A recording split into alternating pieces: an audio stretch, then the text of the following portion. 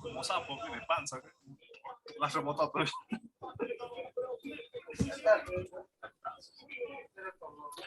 Más o menos mitad de tres. Tremendo sujeto es.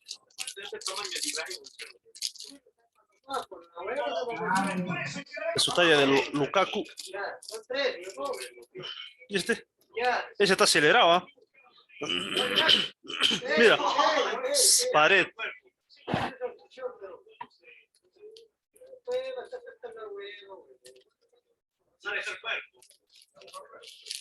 ¿Quién no va a pasar también a mí?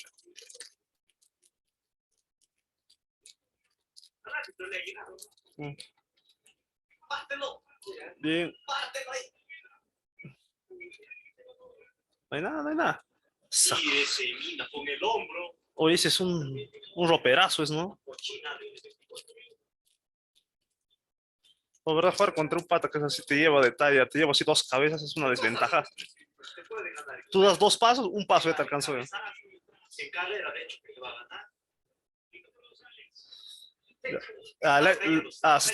La deja caer el cuerpo porque ya la había sacado ya. La había fregado ese cancho. Sí, porque si no le dejaba el cuerpo, se iban. Estaba cayendo. Canchita estaba cayendo, aprovechando ahí para la lo agarró con el brazo.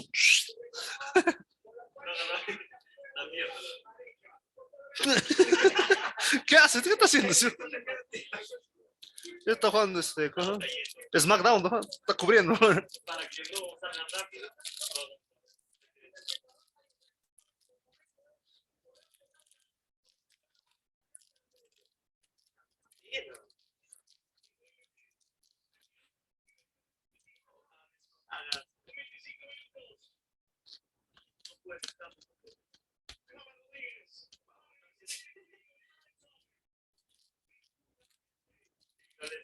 Una pena de ese.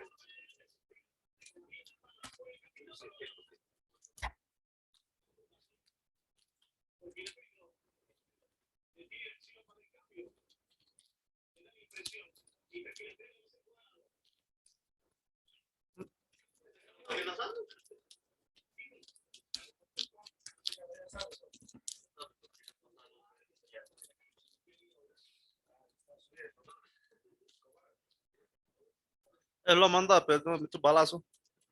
¿Cómo se llama ese pato? Defensa era, ¿no? Autogol.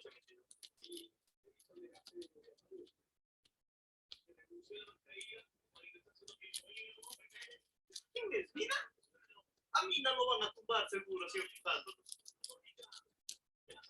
Oye, oye. Penal. Ah, posición. Ah.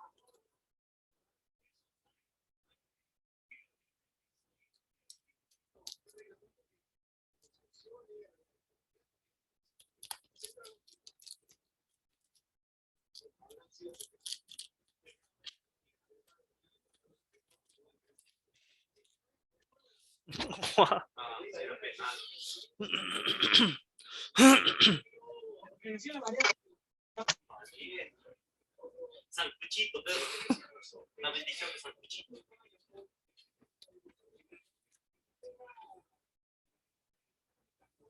¿Qué sería lo que? Vamos a ver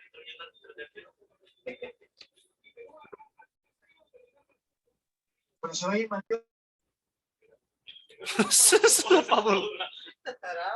su cara.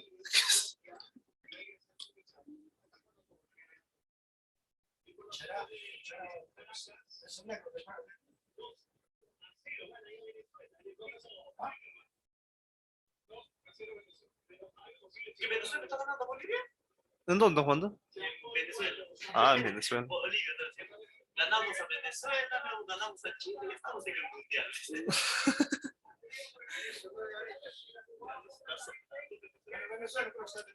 Ah, Venezuela termina. Después solo lo está fregando, ¿no? Bueno, eso nos fue a favor. Venezuela con 7 puntos.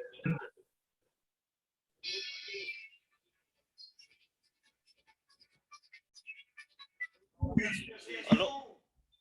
Amarilla mínimo.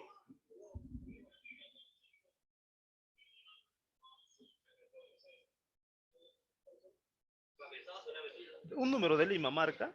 Timbra. ¿Aló? No contesta.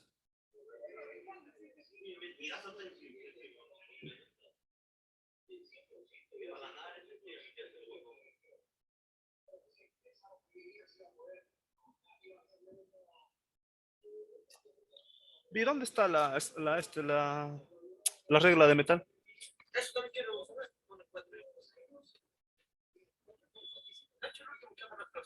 Yo, pero usabas. Yo no usaba. ¿Cuándo usas? De hecho, yo mis cuadrados hacía con otro lapicero. A ti te da sin vergüenza. Hola, hola, ¿cómo están mis amigos? Muy buenas tardes con todos. Espero que se encuentren bien, en buena salud. ¿Me pueden confirmar, por favor, si me escuchan correctamente y si se ve bien la pantalla compartida?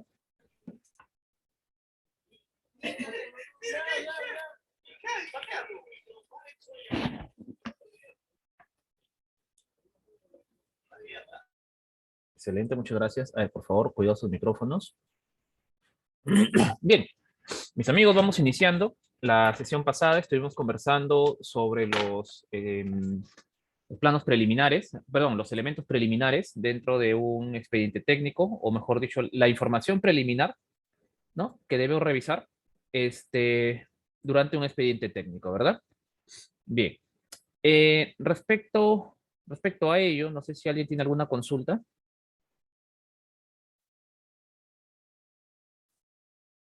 de la anterior sesión.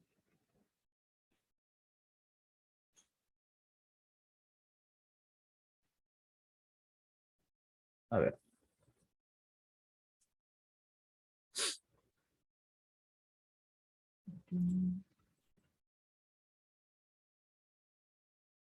Ah, ya me acordé.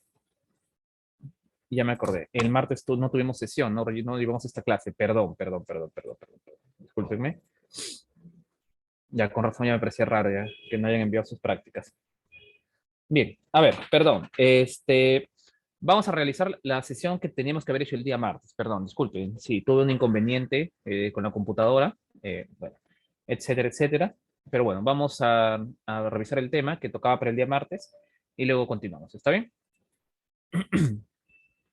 Bueno, en esta sesión ya vamos a conversar un poco sobre los estudios preliminares que forman parte del expediente técnico. Vamos a conversar de ellos a grosso modo. Primero, para señalar que obviamente no vamos a trabajar cálculo, diseño, criterio, porque bueno, no es materia del curso.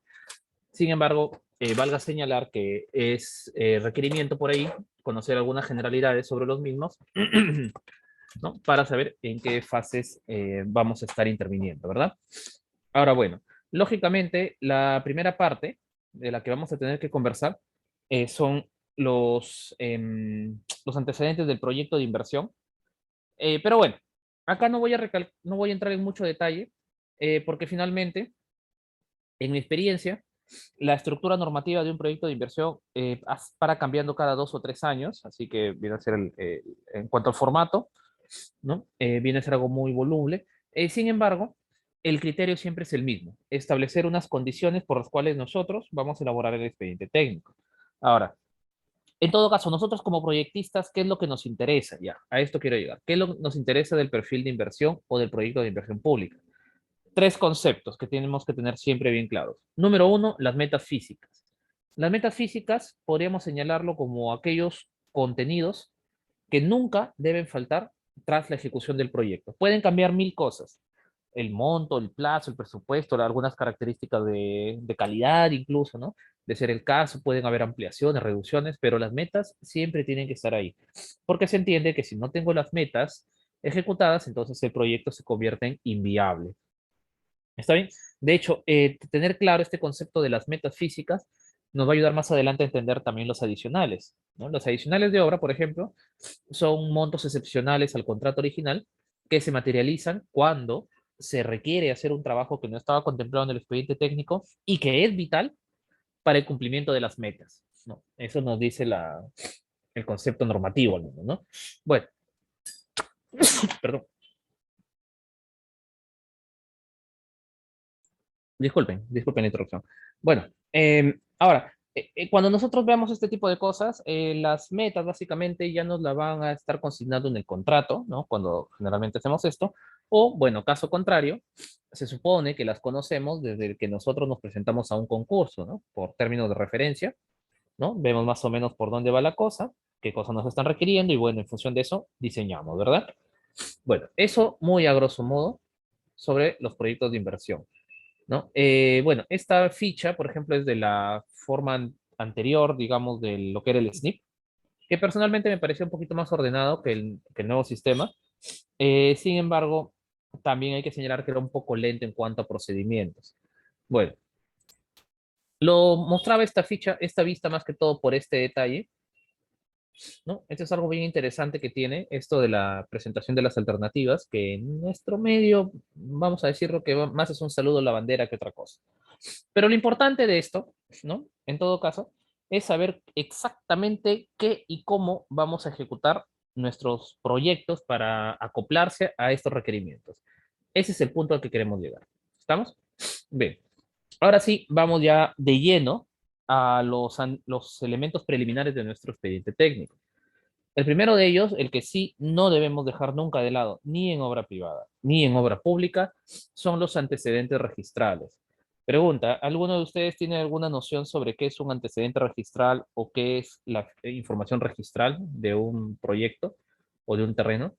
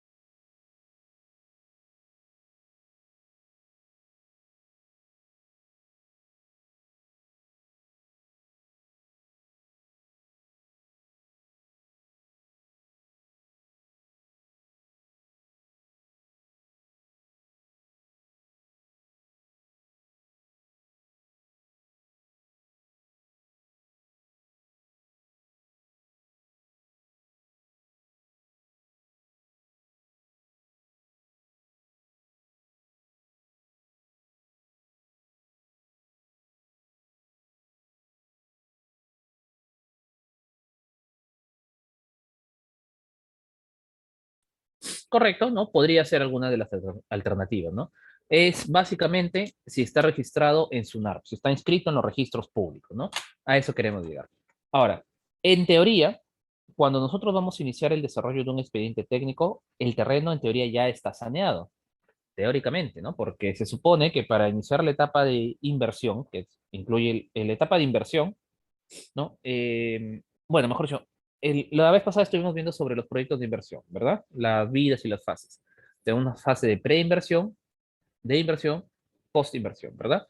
Ahora, dentro de la fase de inversión tenemos dos contenidos, la ejecución de la obra y los estudios definitivos o expedientes técnicos, que es donde estamos nosotros. Se supone que en esta fase ya los terrenos deben estar considerados como habilitados, disponibles, eh, etcétera, es decir, que ya se haya comprobado la regularización del terreno. Sin embargo, no está de más darle una mirada al registro público. Entonces, lo que vamos a hacer, hablamos de obras públicas. Entonces, en este caso, ¿cómo voy a revisar? Entro a la página web de registros públicos de SUNAR. Si gustan, vamos a ver una pequeña muestra, si me permiten. En obras privadas, esto que vamos a hacer a continuación es vital. Ya, entramos a la página. ¿Se ve la pantalla? Disculpen. La página de SUNAR. ¿Se ve? Ok, gracias. Ya, entonces entramos a la página de registros públicos, entramos por acá, ingresamos. Bueno, hay que crearnos una cuenta que es gratuita, no se preocupen. Esperamos ahí un rato. Hey, veo caras conocidas de mi curso de Archicad. Bueno, ya está. Entonces, por ejemplo, ya, ahí ya me cargó la página. Acá a la izquierda tengo la opción de buscar, por defecto siempre me sale la opción de buscar por partida. También tenemos la opción de entrar al índice nacional de personas jurídicas para buscar empresas y el de personas naturales. ¿no? En este caso nos permite la opción de buscar cuáles son las propiedades que están a nombre de una u otra persona. Ojo, que por cada búsqueda a nivel personal hay un cobro de 5 solcitos. Para la búsqueda por partidas, ¿no? En este caso no tiene costo y gratuito. Entonces, por ejemplo, buscamos acá la zona registral. Eso acá lo dejamos nada más. Propiedad inmueble. Y acá buscamos si vamos a presentarlo por ficha o por partida. De aquí vamos a hablar qué diferencia hay. Voy a poner una que ya tenía por acá en la data. Buscamos. Y lo que va a salir por acá son todos los registros que salen en relación de dicha partida. En este caso solamente una. Así que entro a visualizar y voy a encontrar que acá a la izquierda, en esta columna de la izquierda, tengo la opción de descargar todos estos documentos que son los asientos. ¿Qué son los asientos? Es cada acto que sucede sobre la modificación de las características o derechos de un predio, se asienta, valga la redundancia, en un asiento registral. Y estos pueden hacer alusión a inscripción, compraventa, bloqueos, hipotecas, embargos, independizaciones, lotizaciones, etcétera, etcétera, etcétera. ¿No? Bien, entonces siempre es bueno entrar, como repito, especialmente si es obra privada, ¿no? Y vemos acá en qué condiciones se encuentra nuestro predio, ¿no? Por ejemplo, eventualmente podría estar acá la última ficha, por ejemplo, donación. Habría que entrar a ver. Bloqueado, estoy en una obra pública y sale acá el último bloqueado. Entro a mirar y resulta que está un terreno en litigio, por ejemplo, ¿no? Entonces ahí ya ese tipo de datos me sirve para dar parte a la entidad y bueno, pues no, porque si no estaría haciendo un proyecto que simplemente no se va a ejecutar o que voy a tener problemas en la obra o etcétera, etcétera, etcétera. También es bueno entrar desde la primera partida, desde la primera ficha, por ejemplo, para tener conocimiento de las dimensiones normativas como punto de base, ¿no? Por supuesto que estas dimensiones pueden variar con el tiempo, en el sentido de que no, las mediciones no siempre son precisas, hay actualizaciones que no se realizan, en fin, ¿no? Hay un punto de diferencia entre lo que está escrito y lo que la gente construye, y bueno, ya, etcétera, etcétera, etcétera, ¿no? Ahora, ¿cuál es la diferencia entre una partida y una ficha registral? Pues para no hacerla muy larga, la partida se hace por computadora y las fichas registrales se hacían a máquina de escribir. Incluso más antiguo que esto todavía están los tomos, los testimonios, ¿no? A máquina de escribir, incluso tomos escritos a mano, tomos y libros registrales, o folios y libros registrales.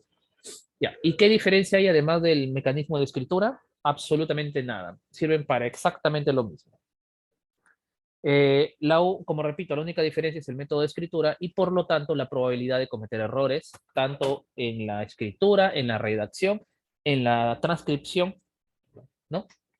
O en incluso en la conservación, ¿no? Por ejemplo, acá podemos ver una ficha de la izquierda, pues es un testimonio de un registro notarial, que lo vemos que ya está tan deteriorado que la información ya no, quizás ya no se considera tan fidedigna, ¿no? Bien, algunas de las cosas que vamos a revisar entre los antecedentes registrales, entonces, para empezar es la cesión del terreno, ¿no? ¿Cuándo nos entregaron el terreno? ¿Cuándo empezó a operar dentro de, no sé, el área de educación, salud, etcétera? Y como bien dicen por ahí, si se obtuvo por medio de donación, transferencia, etcétera, etcétera, etcétera, ¿no? O sea, que todo esté saneado. ¿Hasta acá alguna consulta?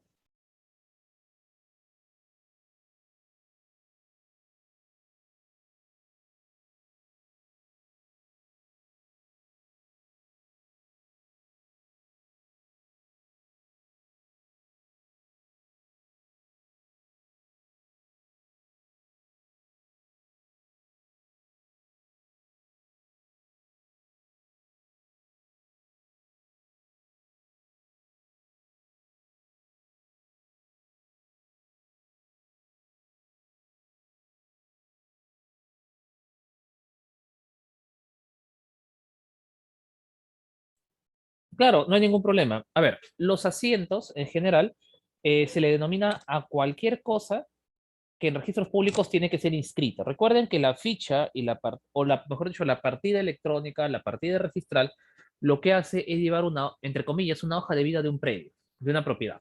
¿no? En este caso, inmuebles, pueden ser también empresas, vehículos, etcétera. Bueno, la cuestión es que en este caso no va a llevar el registro de todas las características, ¿no? Sobre modificaciones de derecho que ha tenido el predio. ¿A qué le llamamos modificaciones de derecho?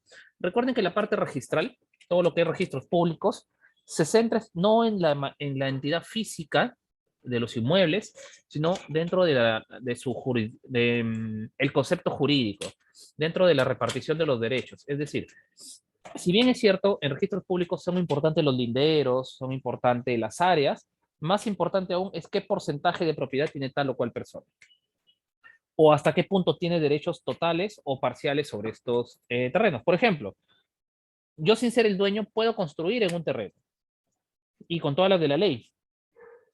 Por ejemplo, si tengo un derecho de superficie. Ya, ¿qué pasa si después yo le vendo o le cedo o ya está, el Estado me embarga mi terreno? Yo soy el dueño. Me embarga el terreno. Pero resulta que este terreno tiene una carga, un derecho de superficie de 30 años. Ahora, pregunta. Yo firmé con Maite, con Maile, con Maile, firmamos un contrato de derecho de superficie. O sea, el derecho de superficie es un contrato privado por el cual, por ejemplo, Maile, sin ser propietaria de mi terreno, ¿no? Yo se lo cedo, parcial o totalmente, por 30 años, 50 años, ¿no? Lo que sea, para que ella construya, lo capitalice, comercie, cobre los frutos, por supuesto, de esa venta. Y al finalizar nuestro contrato, si queremos lo renovamos o si no, ya el contrato se cierra, ella se retira con todas sus ganancias, ¿no? Solamente habiendo pagado los alquileres, obviamente, y las infraestructuras se quedan para mí, por ejemplo, ¿no? Es una modalidad bastante utilizada en los temas comerciales. Así no tengo que comprar el terreno, pero me aseguro de tener garantizado la posesión, la tenencia del terreno, ¿no? Durante algún tiempo. Ahora, digamos que a mí me embarga la SUNAT. Pregunta, ¿el derecho de superficie que tiene Maile fenece con el embargo o el Estado está obligado a respetarlo?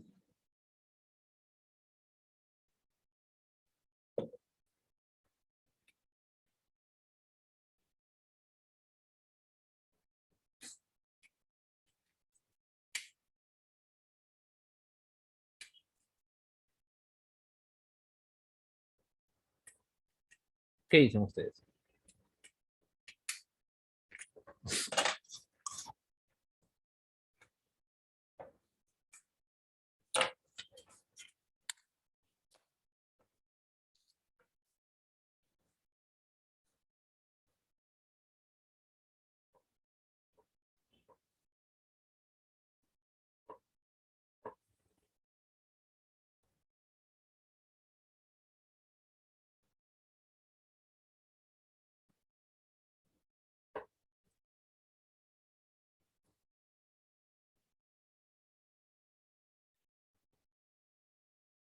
Hola, hola, ¿están por ahí?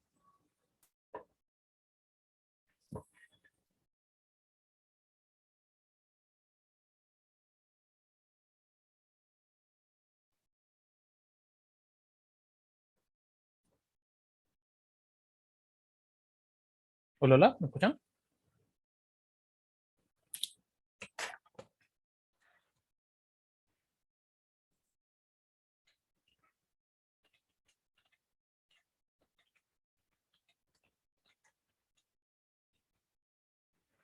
Ah, ok, ok, ya, perdón, pensaba que estaba mal el audio nuevo.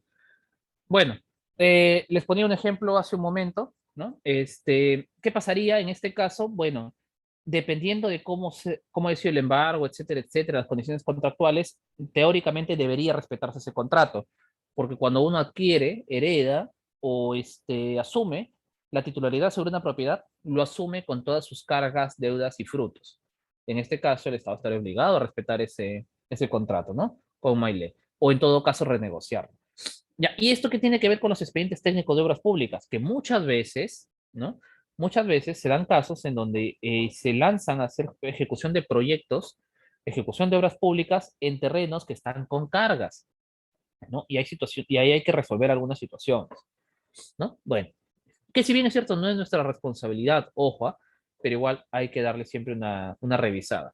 Ahora, en obra privada, ahí sí es indispensable no solamente revisar, sino manejar un concepto sobre el derecho predial, porque es el punto de quiebre sobre el cual los proyectos se materializan o no. Porque ya en más de una ocasión, bueno, en mi caso, cuando me he desempeñado dentro del sector privado, pasaban cosas de este tipo. Por ejemplo, me contactaba un señor X para hacerle un proyecto y resulta que para firmarlo había observación, porque no era solamente un único propietario, sino eran varios propietarios. Resulta que él pretendía construir en el terreno que le dejó la mamá de palabra, la mamá que ya falleció, pero habían dos hermanos más. Y ciertamente los otros dos, así nunca hayan puesto un pie en esa casa, no hayan dado un sol para construirla, pero ante la ley son propietarios, por herencia, ¿verdad? Y acá viene un punto chistoso. Uno de estos hermanos, ¿no? Se casó con una señora X por bienes mancomunados, ¿verdad? Es decir, no separaron los bienes. Ya, se casaron por bienes mancomunados. Falleció la mamá, le hereda estas varias propiedades a uno de estos señores. Ahora, mi cliente, que era el hermano, quiere construir y resulta que me termina llamando diciéndome que la presunta, bueno, la ex esposa, porque se han divorciado del hermano, la ex cuñada, dice, esta señora me está pidiendo que le dé $1,000 para que firme el proyecto, ¿no? Porque también, como se han divorciado, ella adquiere un porcentaje de la propiedad de mi hermano, ¿no? Que le corresponde el 33%, etcétera, etcétera. Entonces ella quiere que le dé $1,000 o se va a negar a firmar y me va a bloquear el proyecto. ¿Qué opina usted? Ahora yo les pregunto, ¿qué opinan ustedes de esta figura? Yo sé que es un poquito de obra privada, ¿no? Que nos salimos un poquito del camino, pero no está de más para que no les vaya a pasar esta situación. No me refiero a lo del divorcio, sino a la presunción, porque hay personas así, sinceramente. Hay gente buena y hay gente mala en el mundo.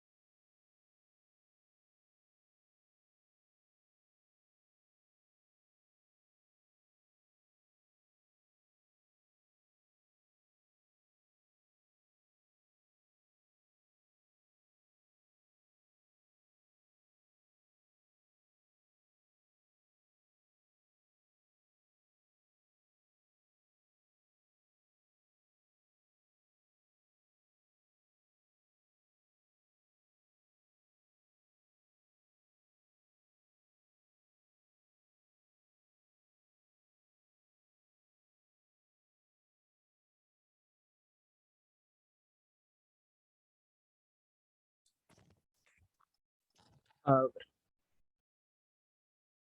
quizás algún trámite. Dicen por acá. Hola, hola, ¿me escuchan ahí?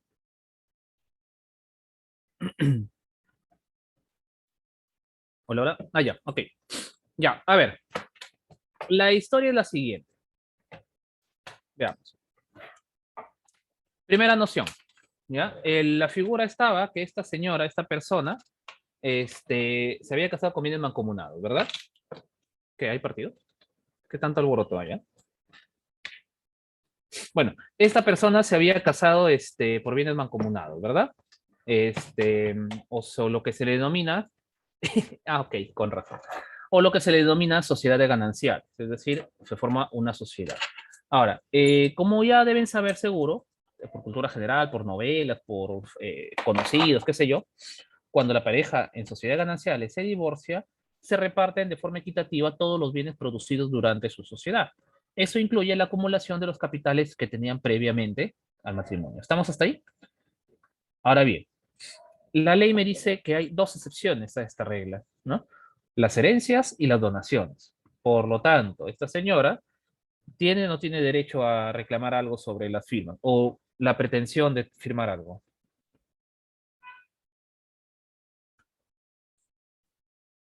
Mejor dicho, tiene derecho para de firmar esa conformidad, ese proyecto, esa licencia, lo que quiera que sea que haga.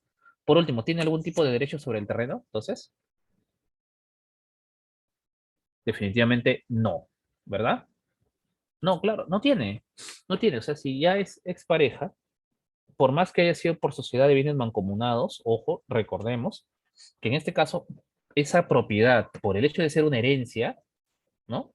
Por el hecho de ser una herencia, ya no forma parte de la fórmula de cómputo de la repartición de derechos. No tiene razón de ser. Entonces, por lo tanto, tampoco tiene forma de exigir algo ahí, ¿verdad? Ahora, que si este hermano, la expareja, decide vender su parte sobre el dinero obtenido de esa venta, ¿no? Probablemente a esta señora sí le correspondería, si estuvieran aún casados, sí le correspondería parte de ese dinero, ¿no? Pero en líneas generales no aplica. O sea, la figura esta de las novelas, de los memes, de las hombres y mujeres que se buscan viejitos, o perdón, se casan con alguien que tiene un papá o una mamá multimillonaria esperando heredar las propiedades. No, no funciona así. No le va a tocar nada, sencillamente, a esta persona. Bien, otro de los puntos que vamos a ir revisando es el tema del catastro. A veces confundimos lo que es catastro con lo que es registros públicos. Y son son dos cosas completamente diferentes.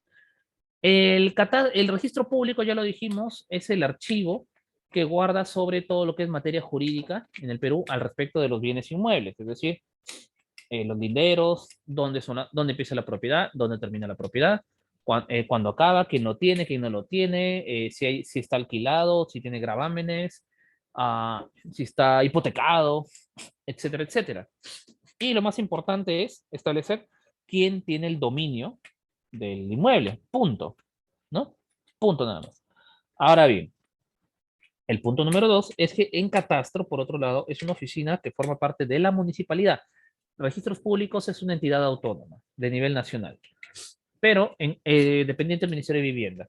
Pero los catastros, las oficinas de catastro, forman parte de las municipalidades y tienen por obligación hacer el fichaje, hacer el sondeo y la medición de todos los lotes en la ciudad, de su jurisdicción.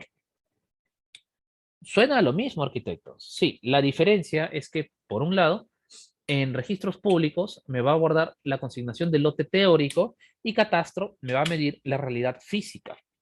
Por eso es muy importante siempre revisar ambas fuentes cuando vamos a ver nuestro terreno, porque incluso ambas podrían estar en discrepancia.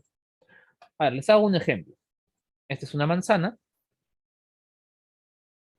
y estos son los lotes, digamos, de la habilitación urbana. ¿Ya? Es decir, lo que nos vendieron.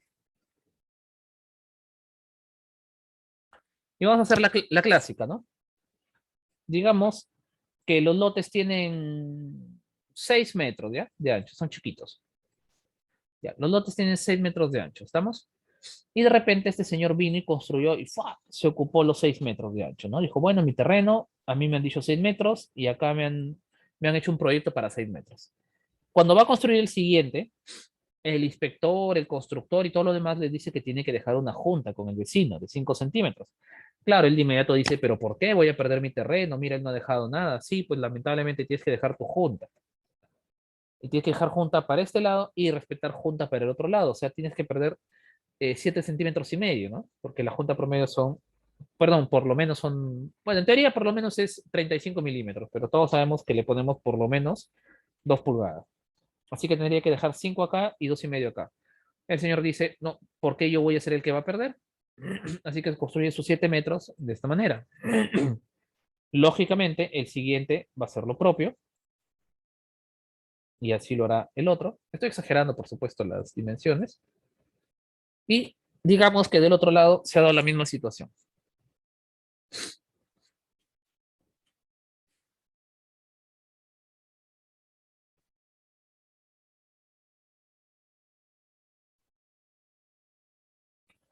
Reitero, estoy exagerando la cosa, ¿no?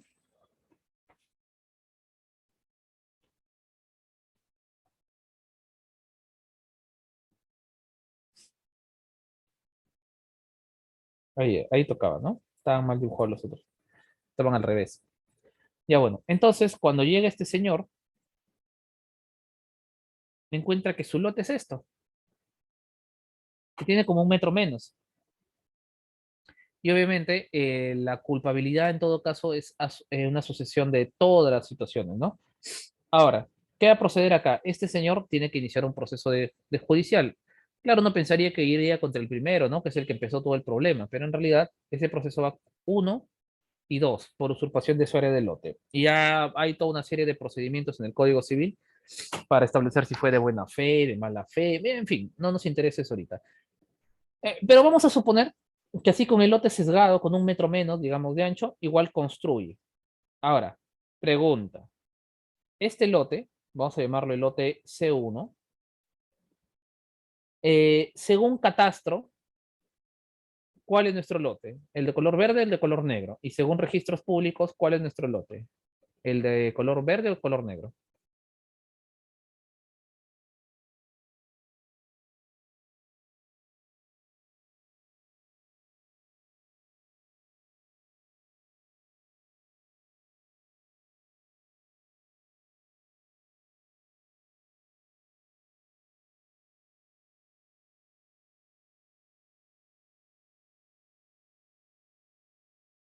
Claro, pero ¿cuál?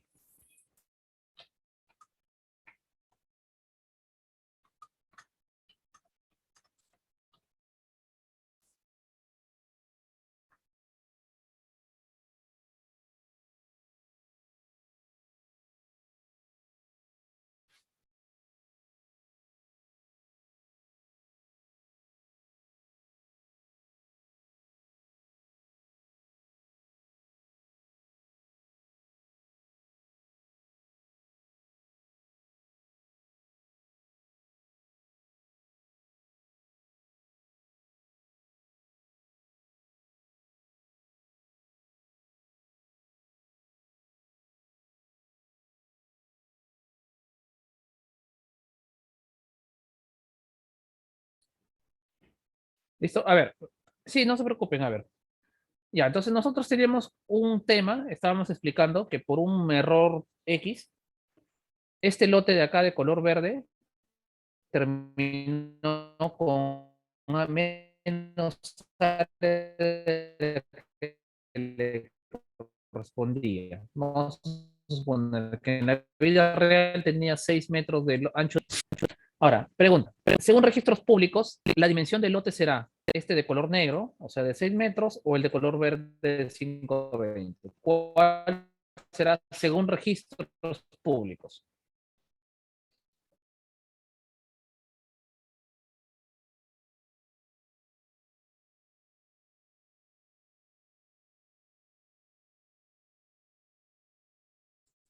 Claro, el de 6, ¿verdad? El modelo teórico, ¿no? Ese es porque eso es lo que este señor ha comprado.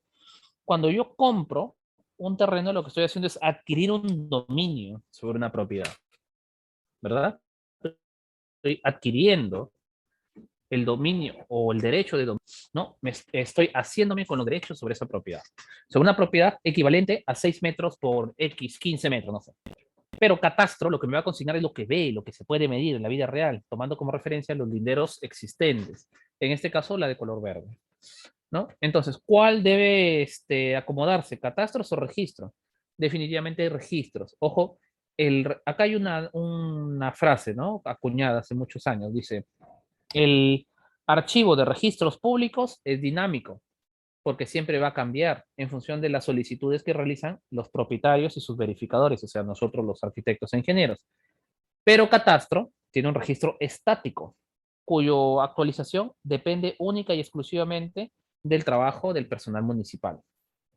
Bien, ahora, ¿qué pasa si no coincide? Pues el de registros públicos es el que se tiene que acomodar al de Catastro, ¿no? No al revés, ¿sí? Ahora, que si ambos no coinciden, ya ahí es otra historia, ¿no? Acá tenemos, por ejemplo, un plano catastral y básicamente este va por el tema de los planos perimétricos. Entonces, como podemos ver, básicamente es consignar las poligonales, sus vértices, lados, distancias, ángulos. Esto me va a servir para contrastarlo con el terreno, básicamente. Inmediatamente después de esto, nosotros vamos a necesitar tramitar el certificado de parámetros urbanos.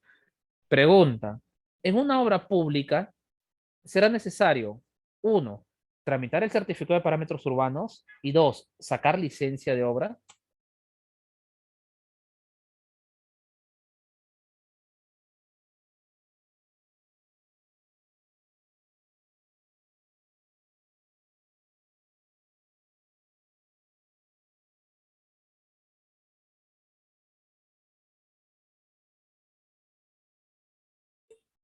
Correcto, dicen que no. Vamos a ver. Le voy a compartir acá de una clase de licencia, ley de licencias de obra y quisiera que vean acá los requisitos. Ya, estas son las modalidades de las obras públicas, perdón, de las licencias de obra. Como ya bien saben, la ley 29090 nos consigna 4 categorías para la obtención de licencias. Obviamente están en función de la complejidad de estas mismas obras. Veamos qué nos dicen las obras para modalidad A, que se entiende como licencia automática. ¿Qué es licencia automática? Que la sola presentación del expediente ya constituye la aprobación del mismo y el permiso para iniciar trabajo, ya, ¿no? Básicamente. Por supuesto que luego me van a auditar en la verificación administrativa, pero ya esa es otra historia. Bueno, vengo por acá y me doy cuenta que entre los tipos de proyectos que se acoplan a esta modalidad están las viviendas unifamiliares de hasta 120 metros cuadrados, ampliaciones de hasta 200, proyectos de remodelación, siempre que no haya aumento del área techada, proyectos de ampliación de obra menor, o sea, no más de 30 metros cuadrados y siempre respetando el tope de 200, demoliciones de hasta 5 totales, demolición total de hasta 5 pisos y obras públicas. Sin importar su envergadura, ¿ya? Las obras públicas tienen que tramitar licencia de obra y se ajustan a la modalidad A, o sea, licencia automática. La sola presentación ya constituye el acto de aprobación de la obra. Ahora, y acá viene el otro punto, ¿será necesario tramitar el certificado de parámetros urbanos? ¿Por qué? O sea, no quiero que lo memoricen estas cosas, sino que empecemos a desarrollar criterios al respecto de esto. Porque me ha pasado eventualmente que me han hecho observaciones por no respetar ciertos parámetros urbanos y por supuesto la contestación indica no en base a una norma, sino un criterio de por qué no me acoplé a esos parámetros, por ejemplo, ¿no? Les pongo un caso. Me observaron, estábamos diseñando un proyecto de un colegio y me observaron indicando que no cumplía con la densidad mínima. ¿Cuál es la densidad mínima, máxima, perdón? La cantidad de habitantes por hectárea, ¿no? Que aplica para proyectos, en las obras privadas nos calculan, por ejemplo, los departamentos, nos dicen cuántos habitantes tiene tu proyecto. Lo calculo por número de dormitorios y sacando una regla de 3 simple, entre el área del terreno, el área de una hectárea, que son 1000 metros, y el número de ocupantes de mi proyecto, saco el número de ocupantes teóricos en una hectárea. Eso sería la densidad, ¿no? Y me decían que, bueno, no cumplía. Luego presenté un sustento de contestación y me dieron la aprobación. Ahora, Antes de explicarles ese ejemplo, les pregunto, ¿en las obras públicas será necesario respetar los parámetros urbanísticos? Sí, no, todos, algunos.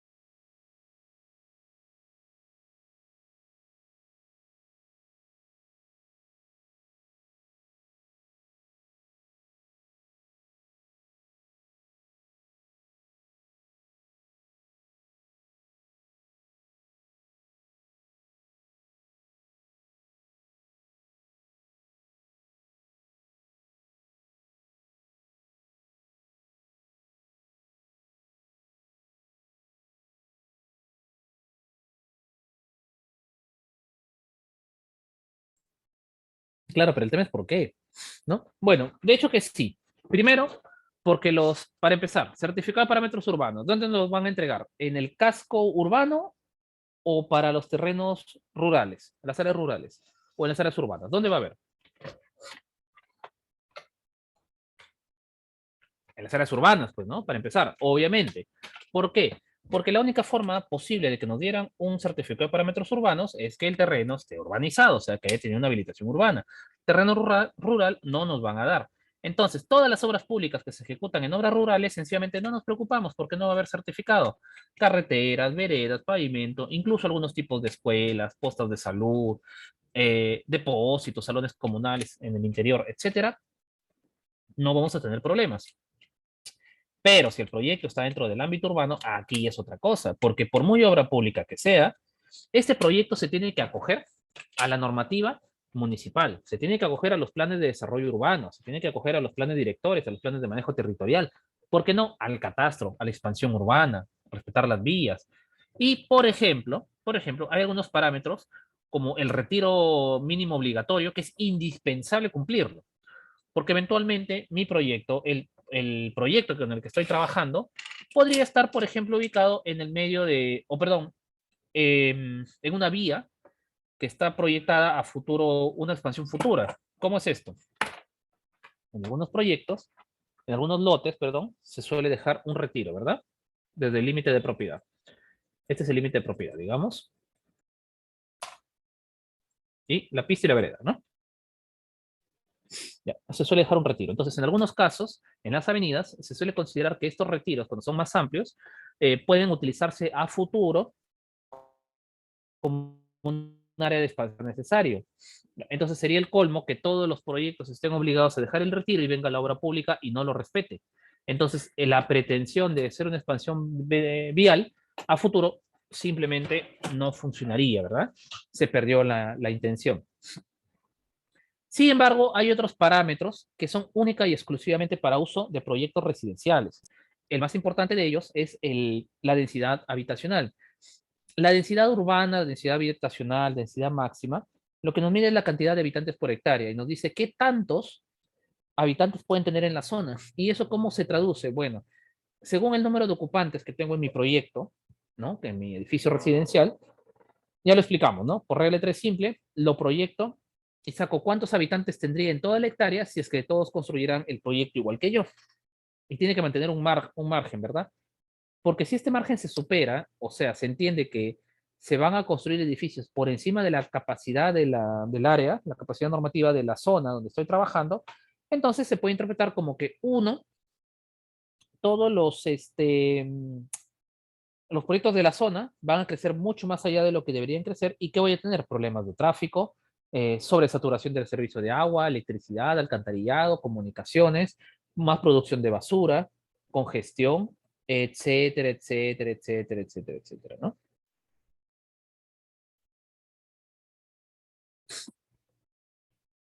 Ahora bien, eso hasta ahí, ¿no? Hasta ese punto. Entonces, les comentaba que a mí me observaron un colegio porque no cumplía con la densidad habitacional. El que menos hubiera replanteado su proyecto para cumplir.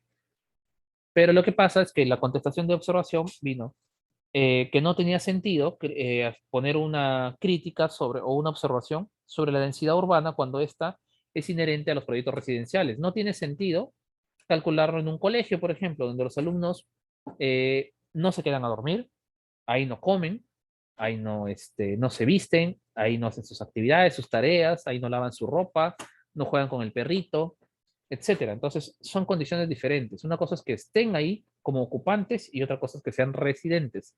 Cambia completamente la cosa. Así que en conclusión, sí, en efecto vamos a necesitar el certificado de parámetros urbanos, pero de todos los valores indicados, solamente me tengo que preocupar por, uno, la compatibilidad del suelo. Bueno, y la zonificación, evidentemente. Esto de acá, los usos permitidos. Ya. El área de lote, en realidad, bien difícil que no cumpla, ¿no? Siempre las obras públicas se hacen en terrenos más grandes. Eh, Después, el porcentaje de área libre tampoco, porque este es inherente al tipo de proyecto que estamos realizando. Por ejemplo, me dicen 30% de viviendas y uf, es un montón. Me dicen 50% en establecimiento de salud y es mucho, es muy poco. Nos termina faltando. Bueno, ¿cuál debo respetar? Los retiros, el alineamiento de fachada, por ejemplo, también muy importante. Esos sí son obligatorios. Los demás pueden ser relativos al tipo de proyecto. Y como siempre, revisar las letras chiquititas de la parte de abajo. ¿Estamos?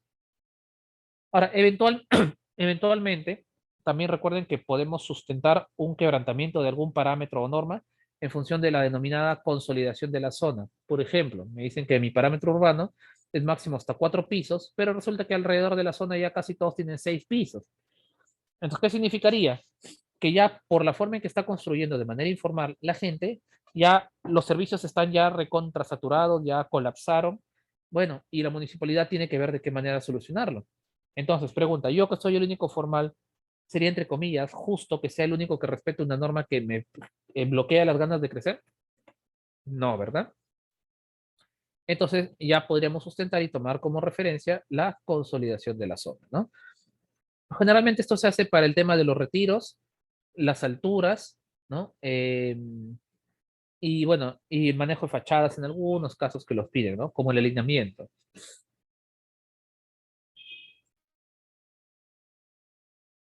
Sí, claro.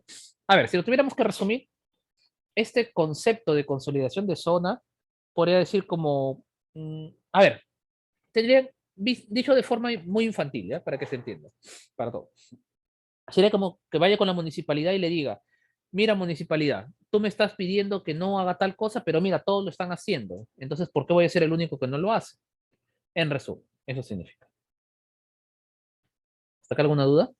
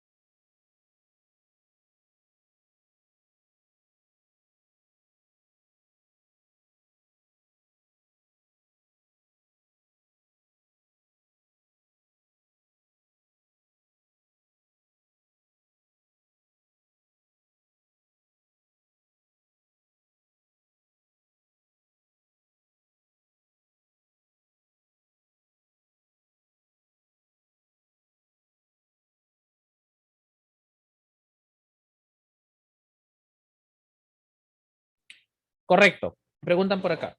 Si hay un edificio que sobrepasa la cantidad de pisos permitidos en mi zona, ¿puedo proponer un proyecto similar? Sí, a menos que sea zona patrimonial. Ahí sí ya cambia completamente la figura. Y sí, en efecto, pero no es por un edificio, ¿no? Sino cuando ya la tendencia en la zona es a, ¿no? A ese tipo de construcción, ya ahí cambia la cosa, ¿no? A ver, ¿cómo presento los sustentos en este caso? Tomo un registro fotográfico de 2 cuadras a la redonda, que es, al menos antes de hablar de este tema, porque como les digo, estamos arañando lo que es la obra privada, pero también es sí, muy importante acá. Recuerden que cada provincia tiene sus propios reglamentos de uso de suelo, sus reglamentos de construcciones de cada provincia. Hago referencia al de Trujillo, que en realidad es un genérico, porque casi todas las ciudades tienen uno muy parecidos. Acá nos dice, por ejemplo, en la norma, que podemos hacer un barrido 2 cuadras a la redonda sobre las características de las edificaciones de la zona.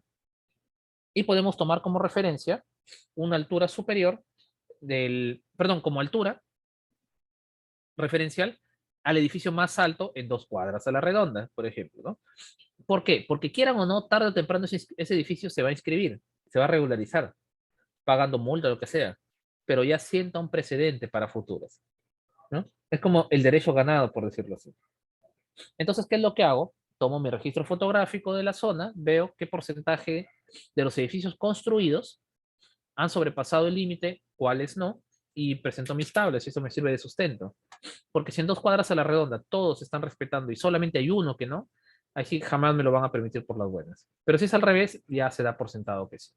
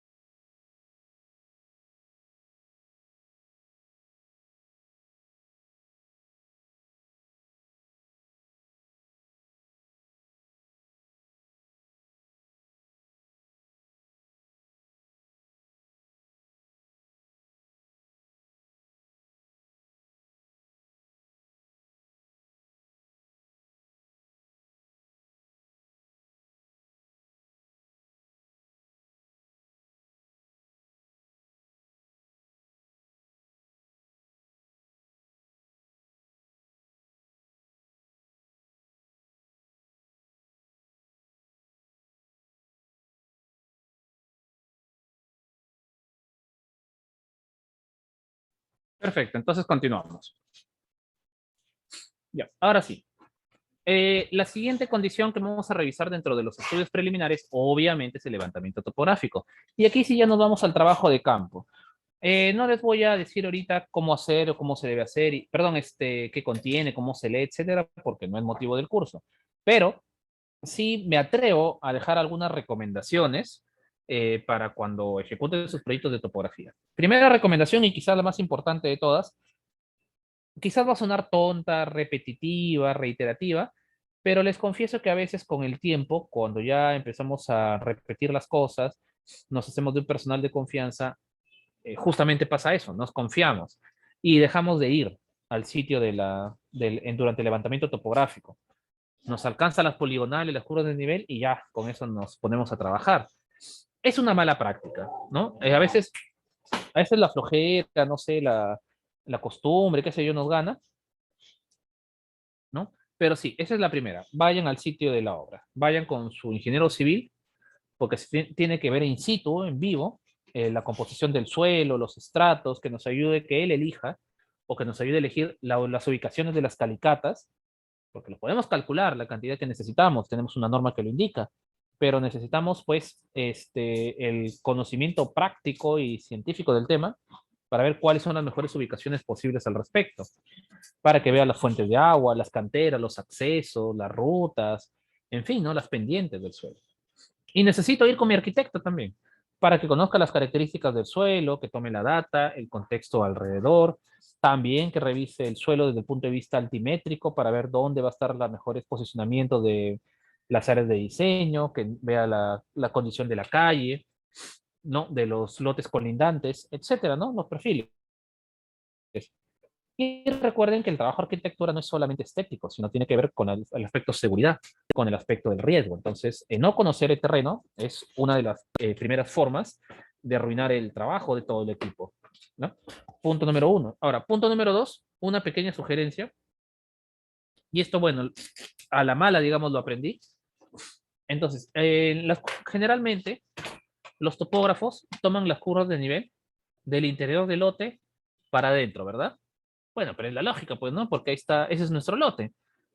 Sin embargo, me atrevo a sugerir lo siguiente. Pidan siempre que le saquen curvas de nivel hacia afuera, a la redonda, como están los dos calles de acá, ¿no? ¿Por qué? En la medida de lo que se pueda, porque a veces simplemente ya están ocupados con casas al costado y bueno, no hay de otra. ¿Por qué? Porque, por ejemplo, yo tomo de acá. Alguna vez me pasó un proyecto. Tomo de acá para adentro. Entonces, bueno, acá está mi terreno, ahí está el relieve, y yo feliz de la vida, diseñé mi cerco, pues, ¿no? De 3 metros, corresponde a lo que manda la vida real. Pero cuando ya íbamos a ejecutar el proyecto, resulta que si lo hubiéramos construido con esas mismas características, el cerco nos hubiera quedado así, respecto al nivel de la calle. ¿Por qué? Porque nuestro terreno estaba cortado. O sea, en realidad, a pesar de que tenía pendiente, resulta que lo habían cortado exagerando de esta forma. Calle, corte, ¿no?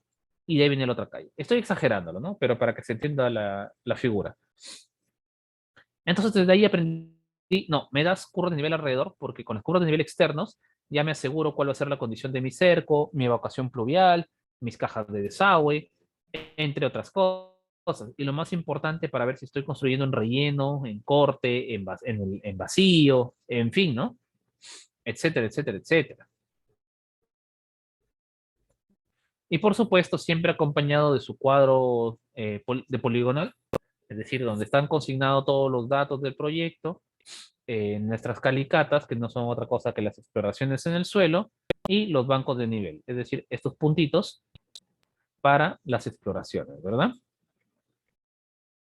Bien, finalmente, eventualmente, perdón, en algunos proyectos podríamos tener la necesidad de realizar planos de levantamiento arquitectónico o planos de levantamiento de la infraestructura existente.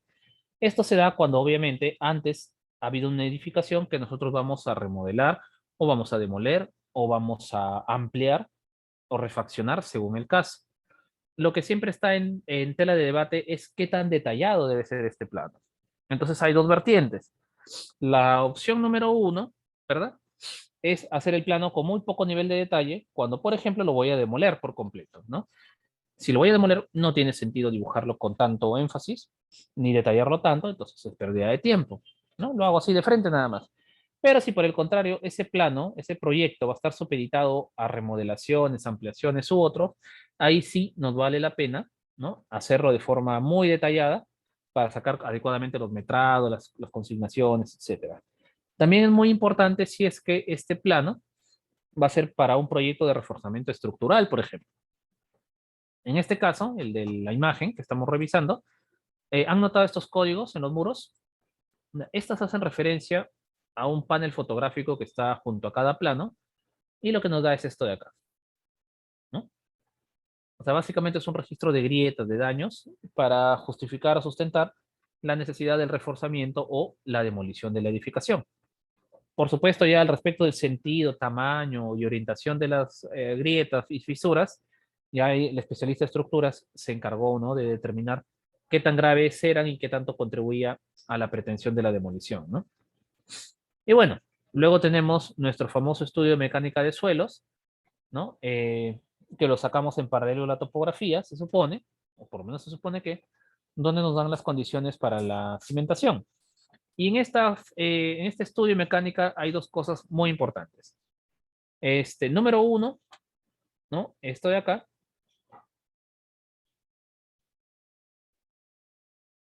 ¿no? La capacidad de carga, digamos, de nuestros proyectos, ¿no? Punto número uno, o sea, los datos sísmicos o los datos del suelo, los parámetros del suelo, etcétera, que nos otorgan una ficha resumen, que van a ir directamente hacia el plano de cimentación, punto número uno. Y otra, esta de acá, ¿no?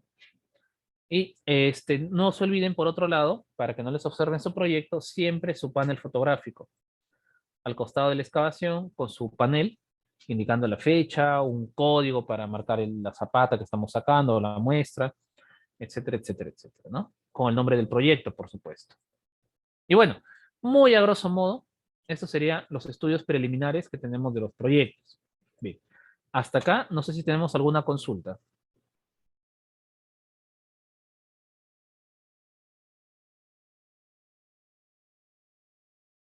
Sí, adelante, por favor.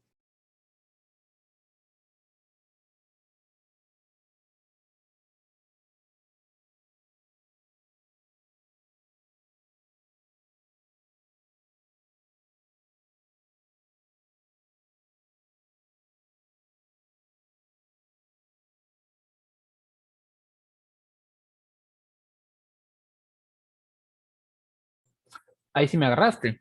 Estudio de análisis bueno, como término de análisis no lo había escuchado, sinceramente. No sé si acá hay algún especialista de estructuras que nos pudiera dar el alcance. Caso contrario, lo averiguo, no lo tengo, no tengo la respuesta ahorita. La averiguo y te la comparto en la siguiente sesión o en el grupo de WhatsApp. Lo que sí hay es entre un estudio y un informe de mecánica de suelos, hay una diferencia puntual que nos dice la norma y va supeditada a la exigencia del nivel según las categorías de la edificación, el tipo de riesgo, nos puede servir simplemente un informe, digamos, en base al programa de exploración o la necesidad de tener todo un estudio de mecánica de suelos mucho más elaborado, ¿no? Ahí sí entiendo que hay una diferencia, pero como análisis no lo he escuchado con ese término, sinceramente, te soy franco.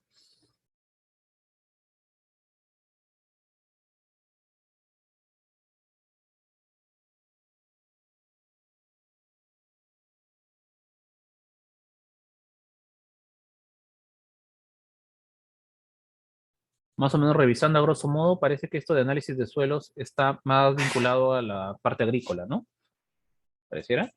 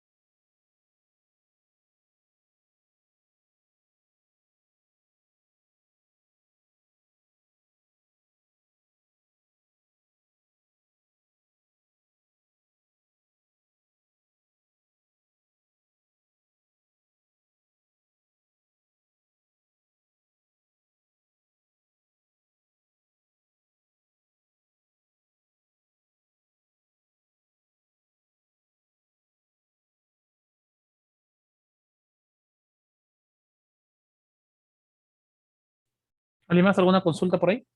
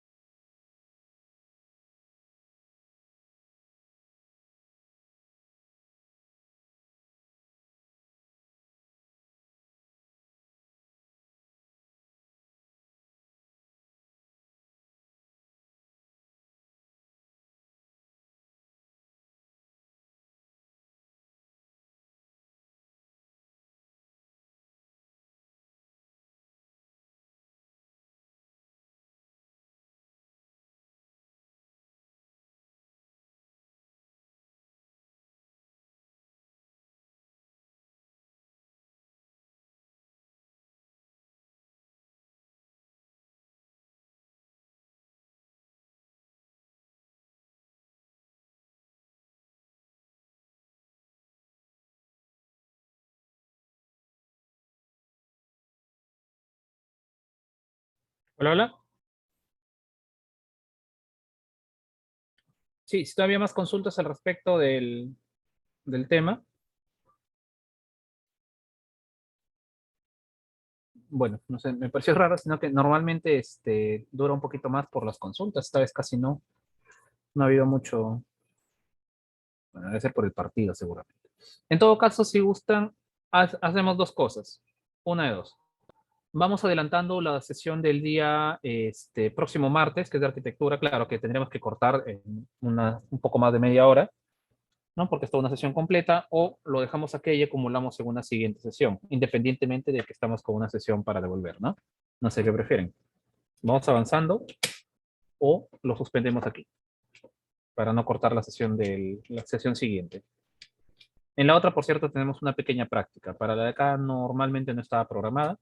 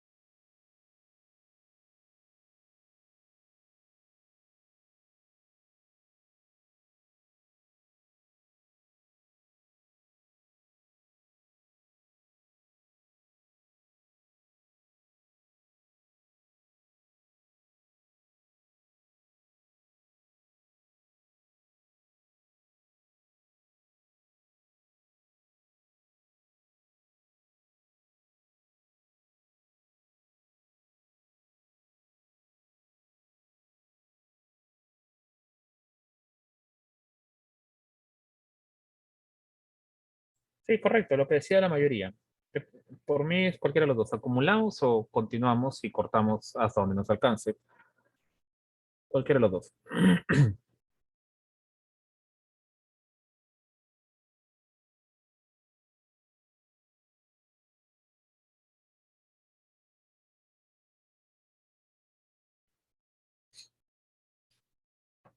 En todo caso, mientras vamos decidiendo, bueno, algunas cositas puntuales para señalizar de esto que hemos estado conversando sobre los temas preliminares, algunas anotaciones puntuales, especialmente sobre proyecto de inversión.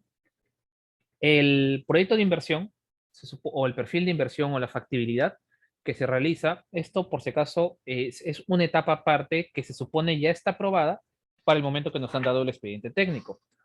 ¿Por qué señalo esto? Porque muchas veces los proyectistas, especialmente cuando recién empezamos, cometemos un pequeño error inocente, no es de mala fe, no es de negligencia, sino que eventualmente iniciamos con nuestra memoria descriptiva como que justificando la necesidad del proyecto, ¿no? Entonces ahí sí tenemos un pequeño problema, porque por un lado, cuando nosotros realizamos esto, entonces en caso de que el proyecto haya sido sobredimensionado o mal calculadas las metas o qué sé yo, normalmente la responsabilidad caería directamente a la oficina formuladora. Pero si nosotros en el expediente nos ponemos en plan de justificarlo o repetir lo que ya pusieron antes, entonces automáticamente adquirimos esa responsabilidad nosotros, sin ser nuestra función, dicho sea de paso. ¿Estamos? Ahora, ¿esto a qué voy? Porque, como les decía, ¿cuál es el error inocente? Digo, ya voy a hacer mi memoria descriptiva, mi resumen ejecutivo, entonces voy a agarrar y voy a hacer un copia-pega del sustento del perfil y lo voy a pegar en mi memoria. ¿Pero para qué? ¿Por qué hacer eso? Si en realidad el proyecto ya está aprobado, o sea, el proyecto de inversión ya está aprobado, no está en tela de juicio, no hay que justificar nada. Lo que tenemos que justificar son las estrategias que nosotros estamos tomando para elaborar nuestro expediente técnico. Eso nada más. Limitémonos a esa parte específicamente. ¿Sí? Cualquier cosa que le añadamos, hay que tener cuidado porque podría ser incluso contraproducente para nosotros. ¿Estamos? Bien.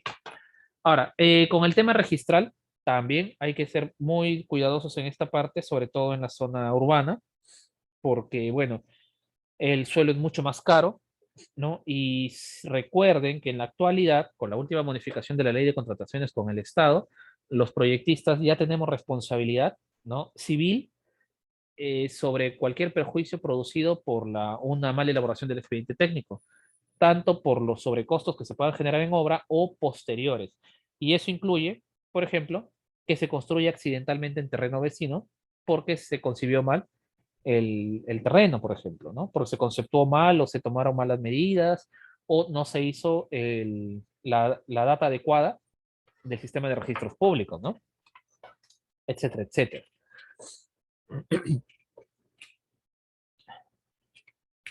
Bueno, y todo lo demás ya son datos técnicos, ¿no? Que no hay mucha ciencia que vamos a ir corrigiendo en el camino. La siguiente sesión vamos a conversar sobre ya lo que son planos, que ya viene a ser la parte más importante del expediente técnico, y para ello vamos a tener 4 sesiones, una destinada, perdón, a arquitectura, una a estructuras, una para instalaciones y una para detalles constructivos y otro tipo de planos. Valga señalar que no vamos a diseñar, no vamos a dibujar tampoco porque no es nuestra función, sino vamos a analizar el contenido que deberían tener estos planos, cómo presentarlos, cómo realizarlos. Vamos a presentar el proyecto que vamos a utilizar desde aquí hasta la última sesión, que es básicamente un colegio. Vamos a hacer un pequeño colegio de 3 pabellones y con este vamos a ir iniciando. Entonces, la figura es la siguiente. Por ejemplo, en la parte de arquitectura, voy a adelantar un poquito. A veces nos confundimos en el objetivo de los planos, ¿no? Pensamos que es un solo plano para multipropósito o que es el anteproyecto y ya está. Entonces, cuando tenemos esa confusión, o tengo planos que son exageradamente detallados que nos confunden, o planos muy insulsos que no nos sirven. Entonces, vamos a ver por qué en arquitectura necesitamos 4 categorías de planos: anteproyecto, licencia de obra, para la construcción y el registro público. Y vamos a hacer un pequeño ejercicio de presentación de estas 4 condiciones. También a veces confundimos el anteproyecto con el planteamiento general, cosas completamente diferentes, ¿no? Y vamos a ver por qué. Vamos a conversar sobre los detalles constructivos, otro de los conceptos que generalmente abusamos del copia-pega, sin saber que en realidad del detalle constructivo aparecen, por ejemplo, los análisis de costos unitarios. Porque si yo le quito a mi proyecto especificaciones técnicas y detalle constructivo, ¿de dónde justifico los análisis de costos? Luego vamos a ver en los planos de estructuras, en efecto, ¿no? Son planos netamente de obra, ¿no? De ejecución directa, pero vamos a ver algunos vicios que solemos cometer. Uno de ellos, por ejemplo, es solamente dedicarnos a la representación de las estructuras principales. Y nos olvidamos, por ejemplo, del nacimiento de columnetas en segundos niveles, la posición de tabiquerías, ¿no? Que si es que quizá deben reforzarse por ahí, ¿no? Cuando tengo tuberías de desagüe atravesadas, ¿no? En el sentido, no sé que no es lo ideal, pero en sentido no paralelo a las viguetas, ¿no? ¿Qué hacer en estos casos? O las cimentaciones mismas, cuando trabajo con desniveles. No vamos a hablar de las soluciones de diseño, sino en cuanto a la cantidad de la información de representación, ¿no? Así como en arquitectura, lo que más encuentro es una confusión en cuanto al concepto de hacia quién está dirigido los planos. En estructuras, más lo que encuentro es que solo nos centramos en el detalle típico y no pensamos en el detalle específico. Y a veces no siempre la solución en obra va a ser la mejor. Vamos a revisar en instalaciones también, dentro del marco de lo que se llama metodología BIM, una nueva forma de revisar estos expedientes en base a trabajar con dimensiones reales, o bueno, con espesores que se asemejen a lo real, donde voy a poder encontrar algo llamado las colisiones, es decir, que ver que los elementos se pueden cruzar entre sí, ya que por una forma de representar los proyectos, yo los dibujo normalmente como rayas, líneas que no tienen espesor, cuando normalmente las tuberías tienen un espesor y pueden chocarse entre sí, especialmente con los desagües, y ver cómo estos interactúan con la parte arquitectónica y la parte estructural. La ventaja de estos sistemas BIM es que nos van a permitir tomar decisiones anticipadas antes de que ocurran en la obra, lo cual sí me generaría mucho sobrecosto. Bueno, y luego vamos a hablar, bueno, planos en general de otras especialidades, valga señalar los detalles constructivos, ¿cómo se llama? El, lo que es señalización y evacuación, y bajo qué criterios hago estos planos, porque a veces pensamos, es el plano donde ponemos las señales y las flechas, pero en realidad tiene una concepción un poco más amplia.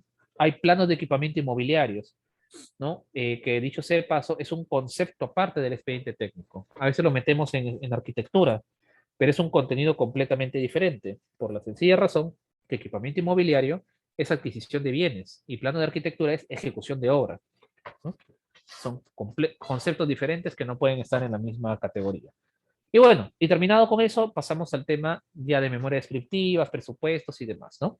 Ya entraríamos al segundo tercio de nuestro curso. Bien, ¿qué dice por acá? Alguien nos verifica si estamos construyendo en el límite de terreno. Se supone que ese es el proyectista, ¿no?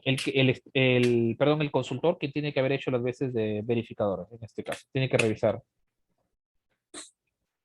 Para eso tenemos los límites en la... Cuando vamos a hacer el reconocimiento del terreno, deberíamos ir con la ficha registral en la mano, ¿no? Para ir comprobando las medidas y ver si por ahí quizás nos estamos equivocando al tomar la data. O si no se corresponde con la realidad.